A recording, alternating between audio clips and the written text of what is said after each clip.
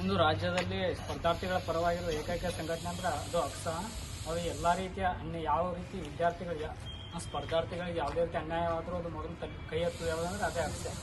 ಇವತ್ತು ರಾಜ್ಯದಲ್ಲಿ 5-6 ವರ್ಷಗಳಿಂದ ಯಾವುದೇ ರೀತಿ ನೋಟಿಫಿಕೇಶನ್ ಆಗ್ತಾ ಇಲ್ಲ.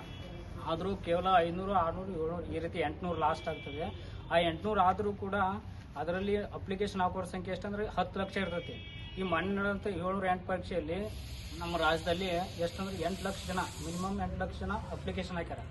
ಆದ್ರೆ ಅವ್ರು ಏನು ಮಾಡ್ತಾರೆ, ಸರ್ಕಾರದವ್ರು ಒಟ್ಟು ಜನರ ವಿದ್ಯಾರ್ಥಿಗಳಿಂದ ಲೂಟಿ ಮಾಡಾಕ್ತಾರೆ ರೊಕ್ಕ. ಆದ್ರೆ ಸರಿಯಾಗಿ ಕಾಲ್ಪಾರ್ ಮಾಡೋದು ಮತ್ತು ಆರ್ಡರ್ ಕಾಪಿ ಕೊಡೋದಿಲ್ಲ ಅವರಿಗೆ. ಇದರಿಂದಾಗಿ ವಿದ್ಯಾರ್ಥಿಗಳು ಸಾಕಷ್ಟು ನೋವನ್ನು ಅನುಭವಿಸಲಕತ್ತಾರ. ಮತ್ತು SDA FD ಅಂತೂ 2019 ಲಾಸ್ಟ್ ಆಗಿದ್ದು. 2019ರಿಂದ 2026 ಬಂತು. ಇಲ್ಲಿವರೆಗೆ ಯಾವುದೇ ರೀತಿ ನೋಟಿಫಿಕೇಶನ್ ಆಗಿರಲಿಲ್ಲ.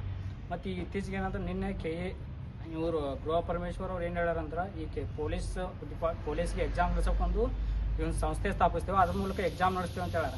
ಇವ್ರು ಒಟ್ಟು ಏನು ಮಾಡ್ತಾರಂದ್ರೆ ಮುಂದೆ ಒತ್ತಾಕೊಂತಾರೆ ಫಾರ್ಮನ್ನು. ಯಾವ ರೀತಿ ಅಂದರೆ ಈಗಾಗಲೇ ಏನಂದ್ರೆ ಈಗ ಒಳ ಮೀಸಲಾತಿ ಜಾರಿ ಮಾಡ್ತೇವೆ ಅಂತೇಳಿ ಈಗ 2-3 ವರ್ಷ ಆಯಿತು. ಮತ್ತು ಈಗ ಈ ಒಂದು ಸಂಸ್ಥೆ ಸ್ಥಾಪಿಸ್ತೇವೆ ಅಂತೇಳಿ ಮತ್ತೊಂದು ವರ್ಷ ಮುಂದೆ ಹೋಗ್ತಾರೆ. ಈ ರೀತಿಯಾಗಿ ಡಿಲೇ ಮಾಡ್ಕೊತ ಹೊಂಟಾರ.